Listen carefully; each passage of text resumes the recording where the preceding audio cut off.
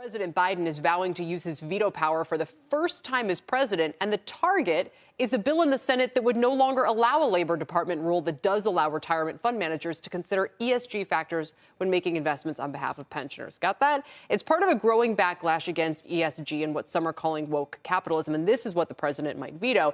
CNBC.com's Brian Schwartz has been writing about the funding behind this movement, and he joins us now to talk about it. And Brian, welcome, first of all. Good to see you. Thanks for having me. It is interesting how big an issue this has become. I mean, Vivek Ramaswamy is basically running for president with a campaign that largely started in attacking ESG. Very outspoken. Yeah, you're right. I mean, look, I never thought we'd be sitting here talking about how certain politicians, particularly Republicans, are taking on Wall Street. I didn't have that on the bingo card, at least until this new Congress.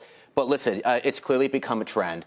It's been brought up in this 2024 election fight. You mentioned Vivek. He's somebody that's brought that up. But again, there's real questions, and this is what the story we focused on CNBC.com, of the origins of this, right? Where is this coming from the Republican side of things? And it's coming from, at least in part, from a group of conservative leading organizations. We kind of map out who's funded them, where they're tied to. Some groups are tied to allies of former President Donald Trump.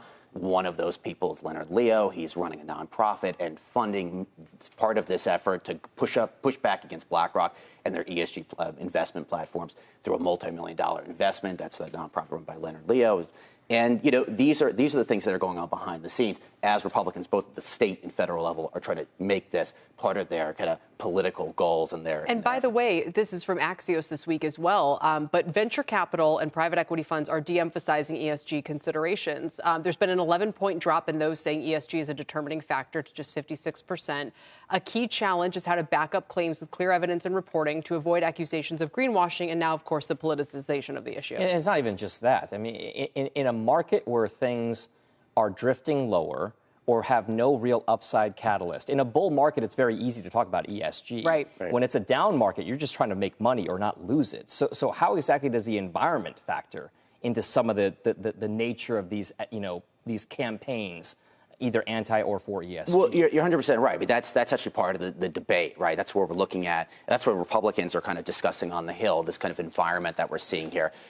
So some of the Republican officials, particularly at the state level, are trying to suggest that BlackRock, for instance, we mentioned them a lot on air. This is the big targets by Republican officials across the country, is somehow using their ESG investment model as a core focus and pulling back on investments from the fossil fuel industry, when that is not entirely true, right? The BlackRock still invested into a number of fossil fuel type companies while they are still trying to run this kind of ESG investment suggestions to their various clients and whatnot. So this is kind of the situation we're seeing here. It's this debate, right? What is BlackRock actually doing? This is what Republicans are bringing up, and how much of a focus they're really still putting toward the fossil fuel industry while having these ESG investment platforms. It is the ESG investment platforms too much. It's overtaking their business. And BlackRock has become the face of the ESG movement, and the other Vanguard and State Street and the others are happy to sit back and go, yeah, you take the hit here. I mean, Vanguard has pulled out of a climate agreement that a bunch of companies were involved in over concerns about kind of being associated with this groupthink.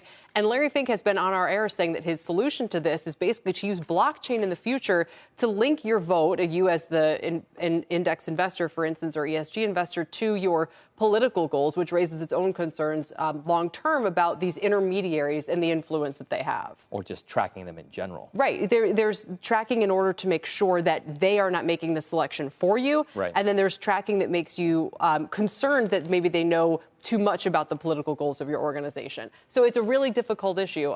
But to your larger point, the campaign looks in its early stages of what could be a rather successful move here to kind of push back against what was the prevailing trend just 2 or 3 years ago. You're 100% right. Really, two sides to this coin, right? Progressives are saying, you look at BlackRock, they're not doing enough to fight back against big oil and the fossil fuel industry. And then there's this other side, more of the Republican, conservative-leaning side, who are saying, they're too much into this ESG stuff. And frankly, the Republican side, the conservatives, are winning right now. Look what the bill that passed yesterday.